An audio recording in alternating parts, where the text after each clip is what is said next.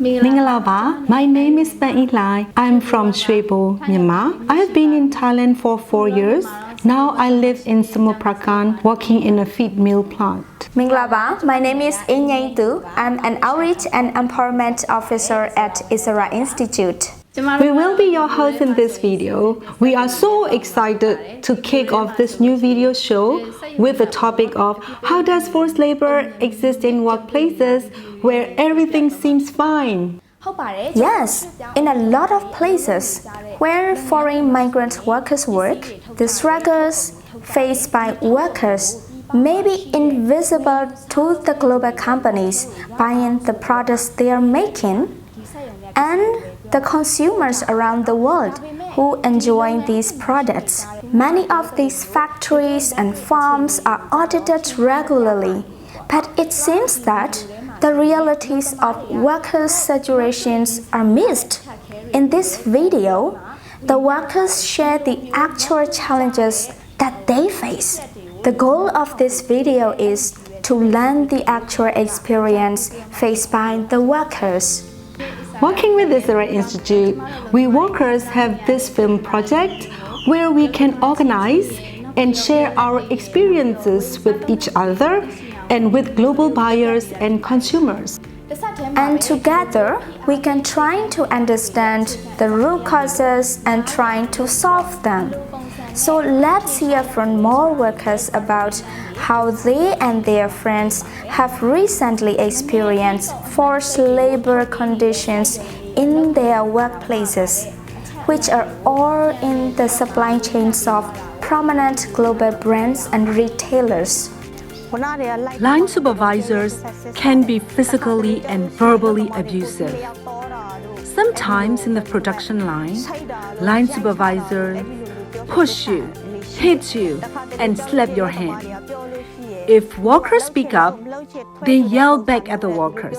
Leave now if you don't want to work. HR doesn't respond seriously. If workers report the issue to them, they wouldn't listen to you. Some line supervisors will point fingers at you, push your neck when talking and yelling at you. They do this to Myanmar migrant workers, not to Thai workers. We cannot refuse to work overtime. Sometimes we are sick, sometimes we have urgent personal issues. And if we refuse to work overtime, as a punishment, we won't be allowed to work overtime later when we are able to. It's very stressful for workers to request sick leave but then have to go to work, even when we're sick. Line supervisors don't want to approve our annual leave, even when we have a balance to use up. They aren't happy when we give them our medical certificates, so workers end up having to work, even when they don't want to. We can't take leave, even though we have a leave balance. She's right. We're just requesting our rights and benefits, but the business doesn't want to give it to us. During COVID, many workers returned home, which made the remaining workers have to do more work.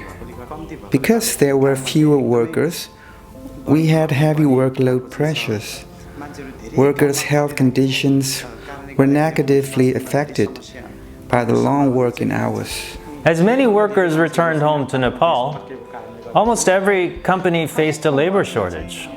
Because of the labor shortage and heavy workload, in many places, employers or management from the company forced workers to work overtime against their will. After getting a pay raise, instead of feeling happy, we lived in fear of the business pressuring us to work more because there just weren't enough workers. For instance, we now have only 4 or 3 workers to cover the work of 5 workers, and we're told that if we cannot work, we can leave.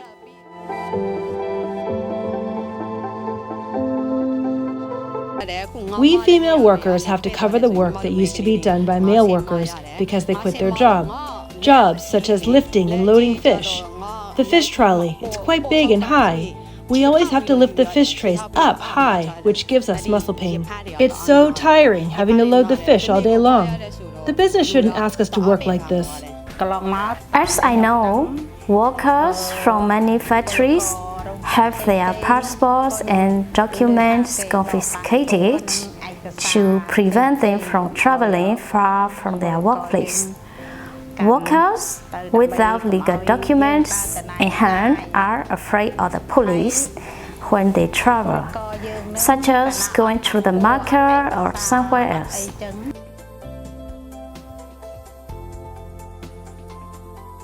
They don't understand the law or Thai language well, so they are terrified.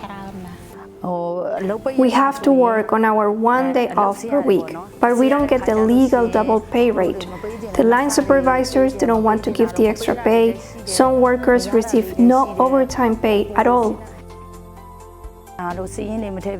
They will yell at us and call us names. That's why workers want to quit their job. But they don't have their documents in hand as they are being kept by the employer. It's difficult for us to support our family if we aren't paid our overtime wages when working on our days off. We can leave if we have all the documents, but if we don't have all the documents, we can't leave. Well, those workers were amazing speakers, weren't they? Yes, they really were. So we can see that we have similar issues across countries, across our own nationalities, and across industry too.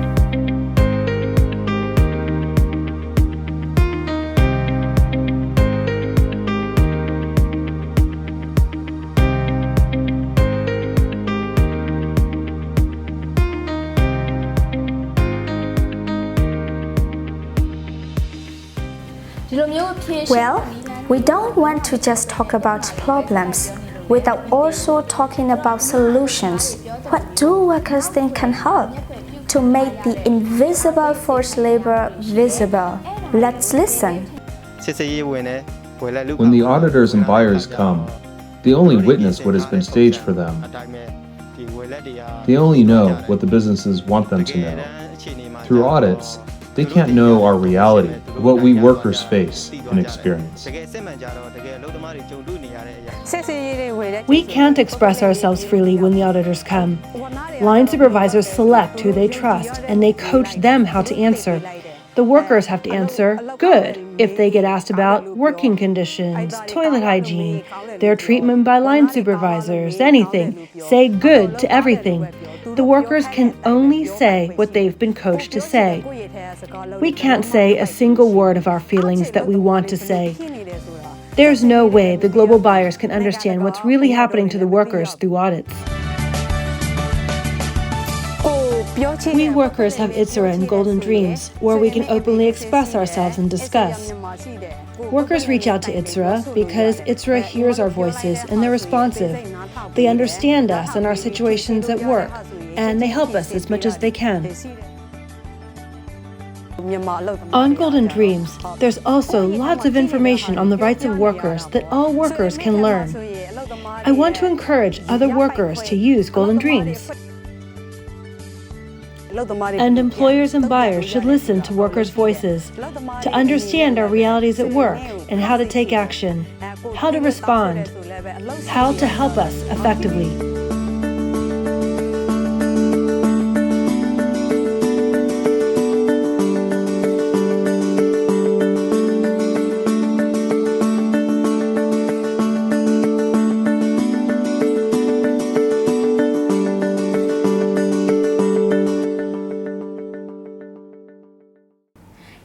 That's all for this episode. Thank you, everyone. See you next time. Bye-bye.